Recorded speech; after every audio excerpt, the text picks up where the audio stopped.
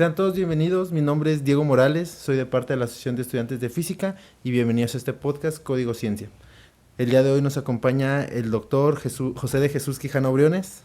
Doctor, bienvenido. Muchas gracias por la invitación. Muchas gracias por venir a este podcast, a este capítulo que bajo ninguna circunstancia estamos repitiendo porque bajo ninguna circunstancia se grabó otro anterior y bajo ninguna circunstancia se borró, pero muchas gracias por venir. Aquí andamos para lo que se ofrezca. Permítame presentarlo un momento. El doctor tiene la licenciatura de física aquí en la Facultad de Ciencias Físico-Matemáticas de la UANL. Estudió una maestría en ciencias con orientación en ingeniería ambiental en la Facultad de Ingeniería Física e Ingeniería Civil de la UANL también. Y doctor en Ingeniería Física Industrial de la Facultad de Ciencias Físico-Matemáticas. Actualmente es doctor investigador, profesor también aquí en la Facultad de Ciencias Físico-Matemáticas y se encuentra en el Sistema Nacional de Investigadores en el nivel 1. Ajá. En el 2019 obtuvo su grado en doctorado con la mención summa cum laude y ha participado en diferentes ponencias a nivel nacional e internacional. Sí, pues básicamente. Y las clases. Bueno, y las clases actualmente da cálculo de varias variables y ondas y magnetismo. Ondas y magnetismo. Con el laboratorio. Y laboratorio, así es. Tiene otra en séptimo semestre, ¿no? Y química computacional. Química computacional. En este semestre empezamos a trabajar con esa materia. Sus áreas de investigación, tenemos entendido, son nanociencia, estudio de propiedades electrónicas, estructurales y magnéticas de materiales nanoestructurados por cálculos de primeros principios, sistemas bidimensionales y unidimensionales, lo que viene siendo las monocapas y los nanotubos. Y usted trabaja con la teoría fundamental de la densidad. Teoría del funcional de la densidad, sí. Eso dije. Creo que no escuchó muy bien por el audio, pero eso fue lo que dije. Ok. Doctor, si nos puede explicar un poco qué es esto, lo que usted se dedica. Normalmente tenemos nanociencia, nanotecnología, en robotcitos, uno tiene la idea de la cultura popular, robotcitos pequeñitos que te metes en el organismo, que sirven para misiones, pero si nos puede explicar bien qué es la nanociencia y en especial a lo que usted se dedica. Sí, bueno, vaya, pues es lo que mencionas, ya vamos a las aplicaciones, ¿no? Uh-huh. Lo que desarrollamos básicamente, bueno, se llama ciencia básica, ¿sí? Es decir, estamos conociendo estos materiales. Aquí no es que se haya descubierto recientemente, pero más bien vemos que antes ya se utilizaba. Por ejemplo, las famosas pinturas mayas, ¿no? Espadas de la Edad Media con nanotubos de carbono, copas con nanopartículas de cobre, de oro, etcétera, ¿no? ¿Qué es lo que pasa? Pues avanza la ciencia, la tecnología y pues los podemos ver. Y entonces la pregunta es, ¿cómo cambian las propiedades cuando en los materiales alguna de sus dimensiones está en el rango de los nanómetros, ¿sí? ¿Dónde empieza este rango de nanómetros? ¿En qué momento podemos decir que algo es nano? Bueno, haciendo burla, ¿no? A veces en la maestría. Sí, mis partículas de 900 nanómetros, ¿no? Bueno. O sea, no, sí, jugando con la escala, ¿no? Sí, eso. No sé, 10, no sé, 100 nanómetros. Podríamos decir, bueno, es relativo, ¿no? Sí, claro. Si nos puede platicar un poco de la historia de esta rama, cómo es que surge la nanociencia, cómo es que se empieza, me imagino que ya en épocas más recientes, edades más contemporáneas, son las nanocapas, empezar a trabajar con nanotubos, pero ¿de dónde es que viene todo la idea de lo nano? Pues básicamente es, imagínate que las propiedades de los materiales dependen de la interacción de estos materiales con ondas electromagnéticas, ¿no? Uh-huh. Y ahora imagínate que la dimensión del material es del rango o menor de la longitud de onda, ¿no? Entonces tenemos particularidades muy diferentes a lo que es en el bulto. Me gusta comentar lo referente a lo de el oro, ¿no? Te das tu cadenota de oro, ¿no? Acá, sí. Amarilla, ¿no? Los anillos. Los dientes, luego traen. Acá los dientes, ¿no? Pero a niveles nano podremos tener partículas de diferentes tamaños a nivel nanométrico, y tú ves las soluciones que son de diferentes colores, donde ya tenemos una dependencia del tamaño y de la forma, ¿no? Entonces, y la pregunta es, ¿qué pasa, no? Si a nivel grandote, pues es Sí, color tiene amarillo, ¿no? ciertas propiedades. Sí, ajá, entonces esa es la novedad, o lo que empieza a llamar la atención. El cambio drástico, podemos decirlo, de las propiedades. Otro ejemplo es el grafito, el del lápiz. ¿Tú lo tienes?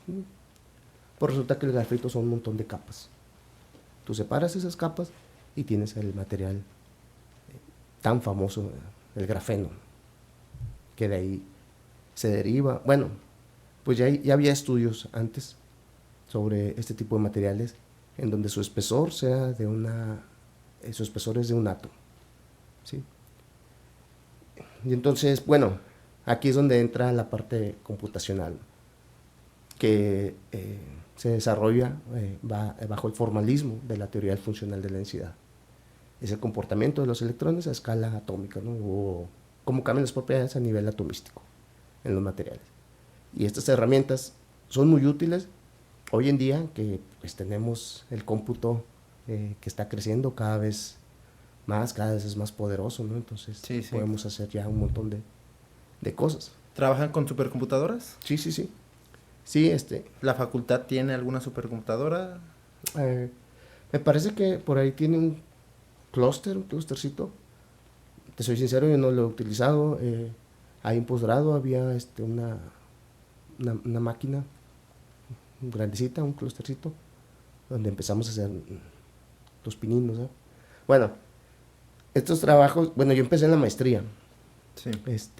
Aunque la maestría es en ciencias con orientación en ingeniería ambiental, ¿no? Sí, sí, claro. Para los que no saben, o algún despistado, estamos en la Facultad de Ciencias Físico-Matemáticas de la Universidad Autónoma de Nuevo León, aquí en Monterrey, México. Sí. Para que hay algún despistado ahí. Sí, ahí bueno, yo soy físico, ¿no? Termino la maestría, la licenciatura. ¿Y por qué la maestría en ingeniería civil y no aquí en la misma facultad? Bueno, son cosas del destino. En la Facultad de Ingeniería Civil, antes de yo terminar la carrera, yo estuve trabajando mucho tiempo ahí, dando asesorías. Recuerdo una vez que en una clase dijo el profesor, vinieron de Ingeniería Civil a buscar muchachos que quieren ir a dar asesorías. Y pues yo y un cuate, una camarada, nos apuntamos. No, pues nosotros. Ah, pues vayan. Y fuimos, venimos a dar asesorías. Porque pues era pagado, ¿no? Sí. Y luego como estudiante. Ajá, sí, o sea, y aquí cerquita, pues. Y entonces, pues yo creo que nos vio muy verdes el subdirector. Y dijo, sí, vénganse, pero busquen a un profesor que los esté ahí guiando a ustedes, que sea el encargado, y ustedes pues ahí están. Ya vinimos por un profesor aquí. Saludos al profe Jesús Suárez. Saludos. Fue coordinador de la facultad, de la carrera, mucho tiempo. Y bueno, a él, pues antes de que sea coordinador, lo invitamos. Entonces la idea del subdirector, pues viendo física, que es una física y cálculos, pues es el coco de todos lados, ¿no? Sí, en cualquier lugar, hasta me imagino que en químicas, FIME, ingeniería mecánica, civil, aquí ni se diga. Ajá, y entonces la idea era de que, bueno, si los alumnos ven jóvenes y más o menos del vuelo, a lo mejor pierden tantito el miedo y preguntan. O sea, esa era la idea del profesor. Y bueno, pues ahí me enrolé en ingeniería civil. Voy a dar al departamento se llama Ecomateriales. Y entonces pues veo los juguetes, ¿no? Que aquí en la carrera yo había visto en los libros, ¿no? Sí. Microscopios, difractómetros, etcétera. Entonces, ahí va.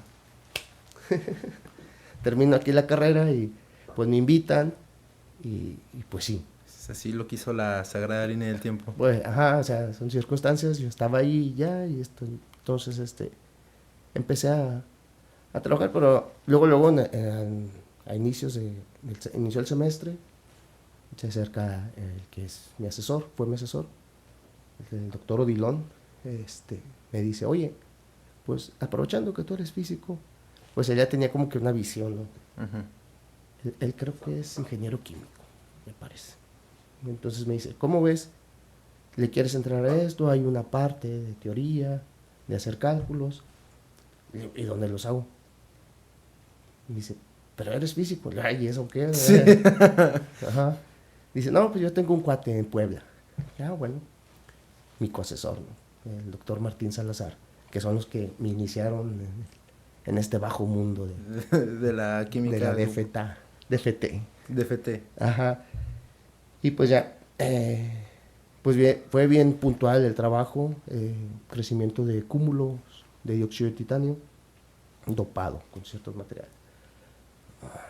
Zinc, galio y germanio, me parece.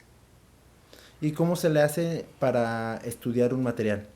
O sea, por ejemplo, lo que usted me acaba de comentar, el bulto, ¿cómo se le hace para estudiar ese material? ¿Se le checa átomo por átomo? ¿O qué propiedades tiene átomo por átomo y cuando se juntan? ¿O Bueno, aquí acabo de mencionar algo, ¿no? Le hice crecimiento de cúmulos, porque vamos a decir que lo podemos separar en dos partes. Los que trabajan sistemas periódicos y los que trabajan sistemas finitos. O puedes trabajar sistemas finitos como cúmulos o como partículas, ¿no? O moléculas. Y sistemas periódicos, donde estudias un material en bulto o el material se repite periódicamente, pues, hacia el infinito. Es decir, herramientas o bases de física del estado sólido es lo que se utiliza para empezar a estudiar. Entonces, es una herramienta muy, muy útil, o bueno, debe ser primordial, física del estado sólido para empezar a trabajar, ¿no? Y ahí es donde empezamos, primero a reproducir el material y acotar el área de estudio, ¿no? ¿Y cómo se acota el área de estudio? Reconociendo, identificando una celda unitaria. Si tú conoces como física, ¿no? Dividimos el problema. Entonces, si tú conoces las propiedades de la celda unitaria, pues puedes conocer la propiedad de todo el material. O sea, se agarra una celda unitaria, se estudia y ya nada más se replica tantas unidades hacia allá, tantas unidades en X, en Y y en Z y ya quedó. Si quieres extender el estudio, depende del estudio que vayas a hacer, ¿no? Hay en ocasiones que sí requiere hacer un trabajo con una celda o supercelda para acercarnos un poquito al experimento, ¿no? Ujú. Pero hay en ocasiones que repitamos o estudiamos una celda unitaria, ahí podemos conocer el material completo. Y si nos puede explicar un poco de la historia de esta rama de la ciencia, o sea, cómo es que inicia, quién es como el exponente. Prácticamente todas las ramas de la ciencia y de la física tienen como uno o varios exponentes que iniciaron este tema de la nanotecnología, o en ese caso la de la DFT. Si nos puede platicar un poco de la historia, cómo empezó, a niveles generales. Pues bueno, es muy largo, ¿no? Simplificado. Ahí tenemos un curso de química. Dura solo un semestre. Sí, no, es que en DFT converge ahí pues varias ramas de la física. Uno del área de estudio pues es la nanotecnología, pero realmente eso se le llama física de la materia condensada, ¿no? O sea, Okay. y hay muchas ramas, o sea, ya hablábamos de física del estado sólido, está mecánica cuántica, ¿sí? Porque el comportamiento pues ya es a nivel atomístico, a nivel atómico. Los electrones ya se comportan diferentes. Sí. Ajá. Entonces la cuántica es de suma importancia. Se hace presente. Uh-huh. Y luego pues tenemos la parte que está atrás, que es la computacional, ¿no?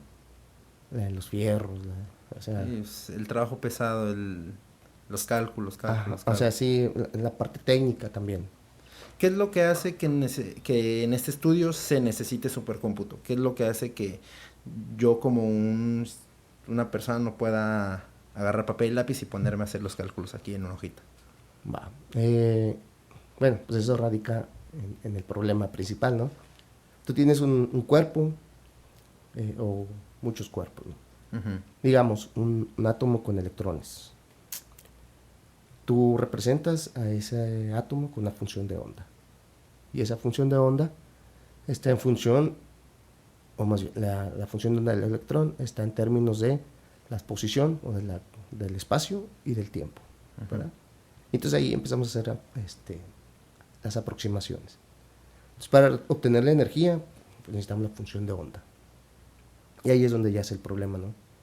Pues imagínate, en los cursos de mecánica, creo que resuelven la ecuación de Schrödinger para Sí, para hidrógeno, el modelo del hidrógeno. un electroncito, Sí, no, y después... a papel y lápiz, ¿no? Y luego agrégale otro electroncito, aumenta ahora que es una molécula, un compuesto. Entonces el problema se hace muy, muy grande. O sea, Sí, incalculable a papel y lápiz. 3n variables o grados de libertad en que se vuelve esto. Y entonces, pues ahí está la genialidad. Que ya tiene, bueno, esto empieza con trabajos, lo mismo, ¿no? Empezamos a querer predecir o conocer las propiedades, y ahí es donde se va desarrollando esto. Entonces la genialidad es, bueno, a partir de las aproximaciones que se hacen, decir, bueno, y si en lugar de escribirlos en términos de las coordenadas espaciales, lo escribimos en términos de la densidad, o sea, una densidad electrónica, y ya no en términos del espacio. Entonces, el problema se acota bastante, el problema de muchos cuerpos, ¿no? ¿Qué es la densidad electrónica? ¿La Pues cantidad de electrones que hay en una zona? Sí, sí, sí. O sea, en pocas palabras, lo que dice la lo palabra. que suena, ¿no? Okay. La densidad electrónica. Y a partir de ahí, esto ya puede entrar en el Hamiltoniano y lo podemos resolver. Y todavía se puede minimizar y encontrar el estado base. ¿Cuál es el estado base? El que tenga la mínima energía, ¿no? Y todo esto es un proceso iterativo, y ahí es donde entra el cómputo o el supercómputo, ¿no? Okay. Ya dependiendo del sistema. ¿Qué podemos saber? ¿Qué podemos conocer? Podemos predecir nuevas estructuras, ¿sí? Tipos de nanotubos compuestos por algunos elementos, basados, claro, en criterios sólidos de estabilidad, ¿verdad? ¿Y por qué nanotubos? ¿Qué es lo que tienen estas estructuras que las hacen, pues, interesantes o dignas de estudio? Bueno, yo lo mencioné así, por ejemplo, pero pues es una geometría que llama mucho la atención también, ¿no? Tenemos, recuerda, el material, el grafeno, que es un bidimensional. Y luego, pues hay, por decir, tubos hechos como que de grafeno en la estructura, son nanotubos de carbono. Entonces, si hay de esos, puede haber de demás, ¿no? Elementos. Una pregunta básica, ¿no? Ya, sí, claro. Y entonces, pues sí, empezamos a estudiar y reportamos diferentes tipos de estructuras de este tipo, ¿no? ¿Qué podemos saber también? Estabilidad de una monocapa. ¿De dónde sale? Hago mucho énfasis en el grafeno porque es lo más fácil de ver, ¿no? El grafeno sale de separar estas hojas del grafito, ¿no? Entonces hay muchos materiales, por ejemplo, el siliceno, ¿no? El fosforeno, que le llamamos, que una de las pruebas es exfoliamos las hojas, o para un proceso químico separamos las hojas y tener ¿Este es un proceso químico para separar las capas? Ajá, sí. Por ejemplo, en el grafito se hace una oxidación, pero es una reacción fuerte, ¿no? De hecho, esa reacción ya existía tiene muchos años. No recuerdo, pero ya. El método de Hummers se llama. Es una oxidación del grafito, que de hecho es para sintetizar óxido de grafito. Entonces, ¿qué es lo que hace? En las capas, pues se oxidan y se debilitan los enlaces, ¿no? Luego llega un proceso físico, que es una sonicación o meterlo en ultrasonido, ¿no? Sí. Y se separa. ¿Y qué es lo que tiene el grafeno que es demasiado, llama la atención? Me acuerdo en su momento cuando se logró, digo, creo que teóricamente ya se había descubierto el grafeno, pero cuando se lograron separar las capas fue como todo un hito.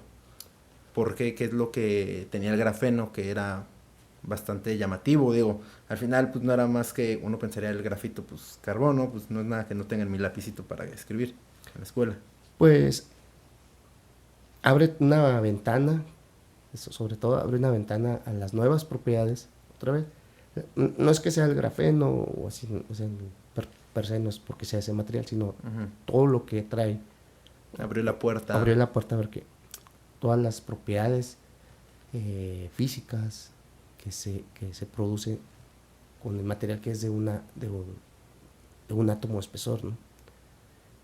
Y ahí es donde se abre. Entonces hay una nueva física ahí que se desarrolla, tanto el transporte de los electrones sobre el material y entre las propiedades, ¿no? Conductividad, resistencia, la dureza, no sé. Pero no es muy útil para cuestiones electrónicas, porque el grafeno está considerado como un semimetálico, tiene un gap muy pequeñito. Ok. Y en cuestiones electrónicas, pues necesitamos manipular eso, ¿no? Que a veces conduzca y a veces no.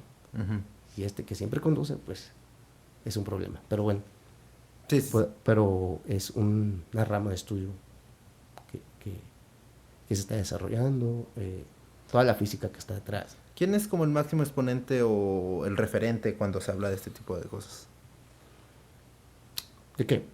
En nanociencia en general y ya después a la DFT, si hay alguien que haya sido como que el bueno, pilar. pues en la teoría funcional de la densidad, pues viene desde muy atrás, ¿no? Desde Hartree, Hartree-Fock, son todas las aproximaciones que se están haciendo, hasta llegar a los que realmente establecieron y le hicieron el premio Nobel, Horenberg y Kohn, y donde establecen los teoremas, pues básicamente son los teoremas, estos que platicamos ahorita, que yo puedo escribir a la función de onda en términos de la densidad, y luego que ellos se pueden minimizar por cálculo variacional para obtener el mínimo, ¿no? Okay. Y pues de la nanociencia, pues ponerle la etiqueta, pues todos dicen, ¿no? de la plática de Feynman, ¿no? Richard Feynman. Ajá, ¿y qué pasa si lo podemos crear materiales que los podemos construir átomo por átomo? Pues básicamente es algo que hacemos. O sea, la idea, por ahí la ideita es de Feynman. Sí, por ahí sale, no sé, si se acuña, por romantizar todo, ¿no? Sí, claro. Pero, pues, o sea, no olvidemos que los mayas tienen sus pinturas ahí muy brillantes, ¿no? Y que ya se utilizaban desde épocas sin conocimiento de lo que estaban haciendo. Sí, claro, me imagino que no tenían conocimiento, ¿verdad? Imagínate los herreros ahí, ¿qué están haciendo? Unos nanotubos. Doctor, si nos puede platicar un poco cuál usted ve que es el futuro de esta rama a nivel mundial, o sea, hablando de investigación, hablando de aplicaciones, qué es lo que se está buscando. Okay, ¿Cuál sería el santo grial de esta rama? Pues es que la aplicación es en materiales, es tan diversa tanto como las aplicaciones, ¿no? Y recordamos, bueno, que esta parte es un complemento de los que hacen experimentos, ¿sí? O somos un complemento entre los dos. Sí, claro. O sea, podemos explicar algo que en el experimento no es sencillo de ver, y ellos también nos dan información que en la teoría no es tan fácil de visualizar, pero pues depende de los materiales y las aplicaciones. Pero todo esto va a avanzar o está conforme va creciendo el cómputo, los nuevos códigos que se aparecen para maximizar esto, ¿no? básicamente es. Actualmente hay algo, no sé, algún producto que se encuentre a disposición del público o de la industria o que se utilice tal vez en nuestra vida diaria que tenga nanotubos, grafeno, siliceno, algo de los que nos acaba de decir. Pues hay un montón de cosas. ¿Algún ejemplo? Agarra los desodorantes de hoy en día Ujú, y échales una leída y traen nanopartículas de plata, ¿no? ujú. Muchas pinturas, pues tu celular que traes por ahí. ¿En serio? Bueno, Sí, pues tu me celular, imagino o sea, que... todas esas, ya hay un montón de aplicaciones, ¿no? Y que las estamos viendo. Recubrimientos, de hecho, a los coches también, para la rama automotriz, en la parte de recubrimiento nanocerámico, dicen, ¿no? Ya. O los polarizados también, que trae una capa de materiales nano. Básicamente son de... no sabría decir.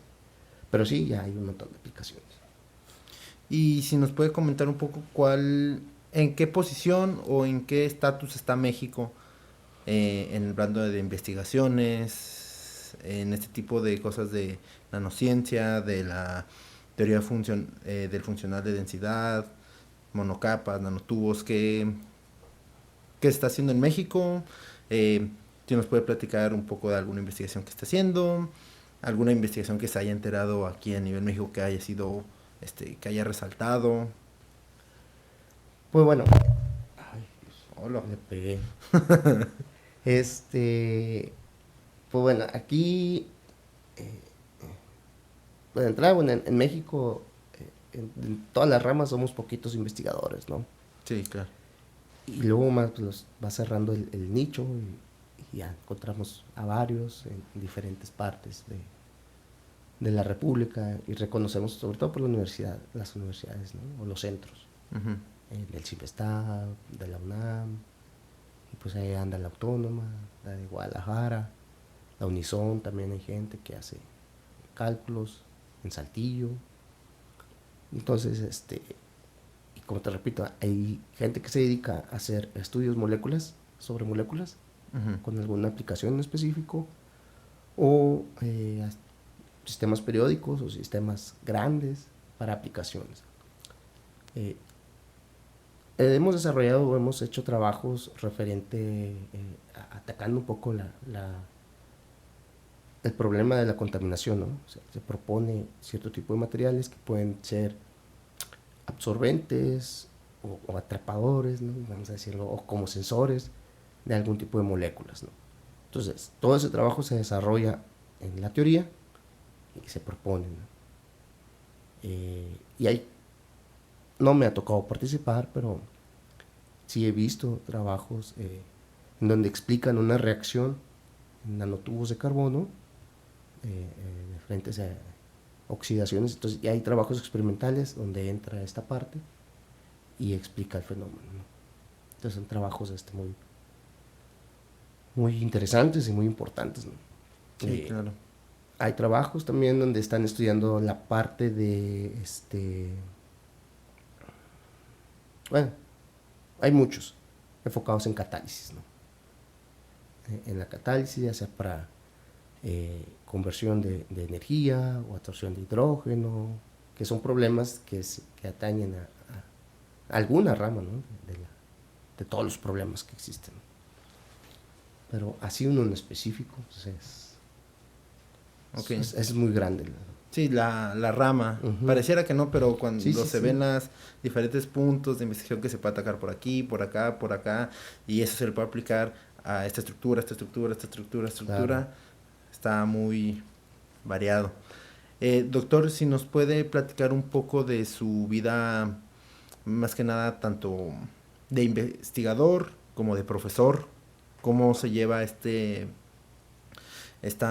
pues no quiero decir doble vida, pero, o sea, cómo es de que estar digo, entiendo que al dedicarse más a cálculo, simulación, no está en un laboratorio como tal, pero de pasar de la vida de investigación, andar publicando artículos y después el ir a un aula, dar clases, manejar, no digo chicos, porque pues al final licenciatura pues ya se espera un nivel mayor de compromiso, pero calificar exámenes, tratar con los alumnos, cómo se conlleva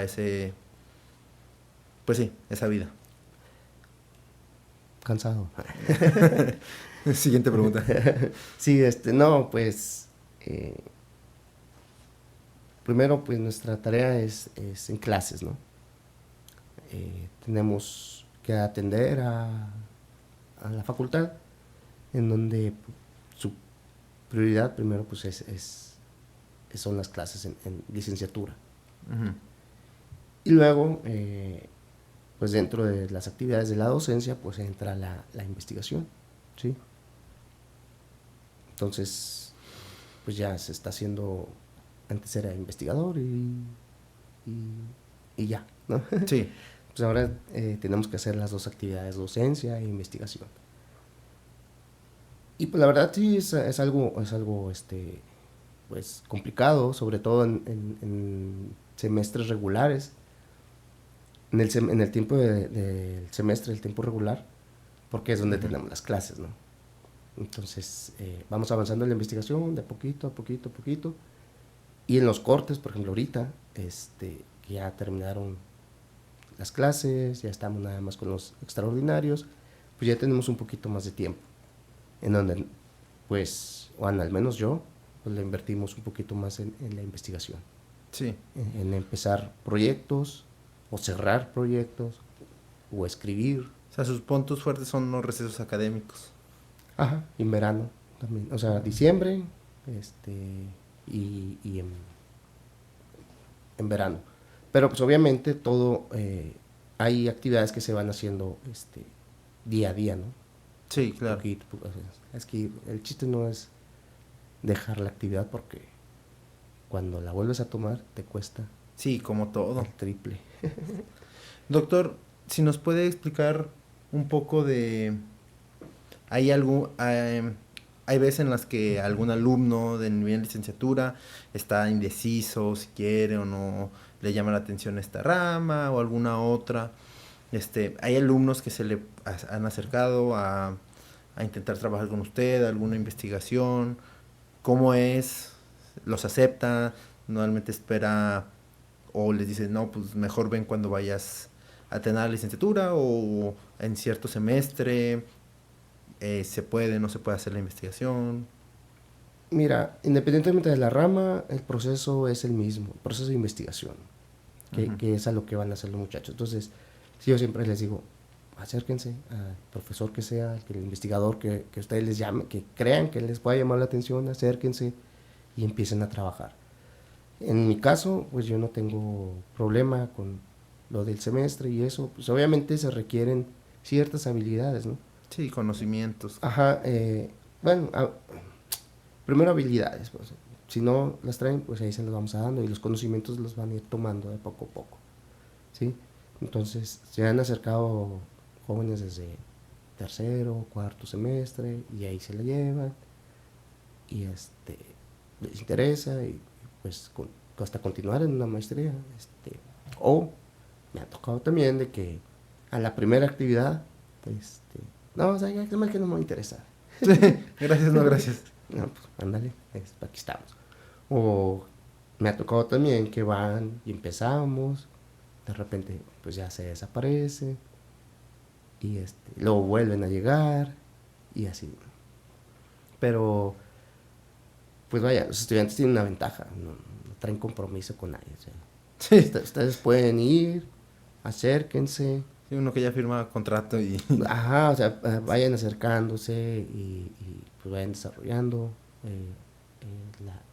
jueguen ahí a la investigación. Es bueno complementar la parte académica con otra parte académica, sí. Sería un tema muy diferente, ¿no? De lo que hacen en libros y que ninguna sobrepase de la otra, ¿no? O sea, complementar.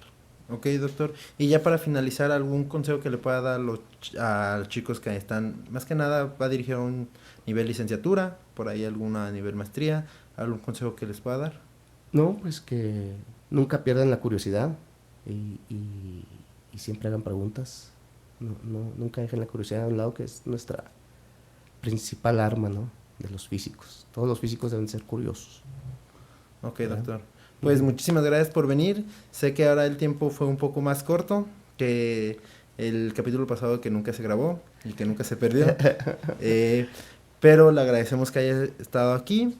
Esperemos tenerlo también en otra oportunidad. No, encantado de venir las veces que gusten. Gracias, doctor. Y chicos, esperemos que les haya gustado. Les recuerdo, mi nombre es Diego Morales, de parte de la Asociación de Estudiantes de Física, y este es su podcast Código Ciencia. Nos vemos en la próxima. Muchas gracias. Nos vemos.